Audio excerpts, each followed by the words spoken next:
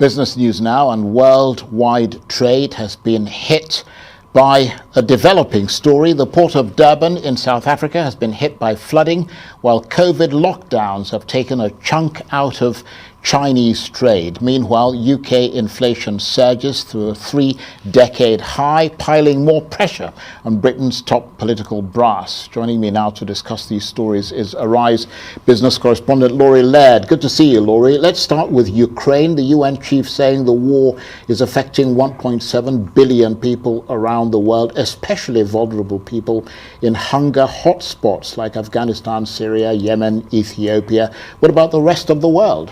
Well, let's put this 1.7 billion into perspective. That's 22% of the world's population, Charles. I mean, that is an extraordinary number of people. But I think what Antonio Guterres did want to highlight is that many people who will be affected were already vulnerable. And as you mentioned, so many people in developing countries were dependent on Russia and Ukraine for grain. He said 36 countries in the world rely on Russia and Ukraine for more than half their wheat imports. So he's just giving a sense of how difficult this will be. The question then becomes, what do you do about this? Are there measures to help the most vulnerable people? And what we have seen in the past is that things like export controls, which haven't helped the people that have needed it the most. Okay, we're looking at pictures now of President Cyril Ramaphosa of South Africa visiting people affected by the flooding there. The country's busiest shipping port, Durban, forced to close because of flooding.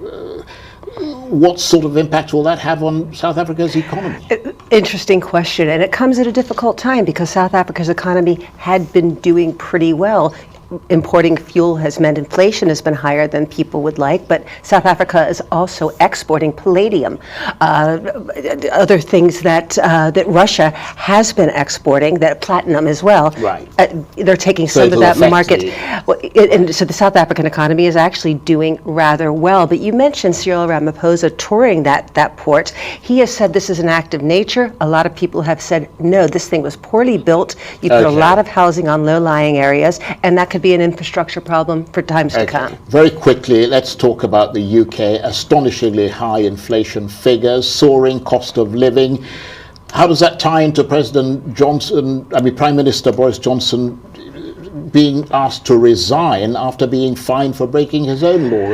Isn't this extraordinary? Inflation at a 30-year high. It will go higher, Charles. It will go much higher when energy price hikes kick in next month. And yet Boris Johnson is presenting himself as a wartime leader. We saw video of him walking around Kiev with Vladimir Zelensky. So it's difficult to square the circle here. Many people think that somebody from this UK government's going to have to go. Okay, Laurie, I'd love to talk to you about China and Sri Lanka, but unfortunately we're out of time. Laurie Laird.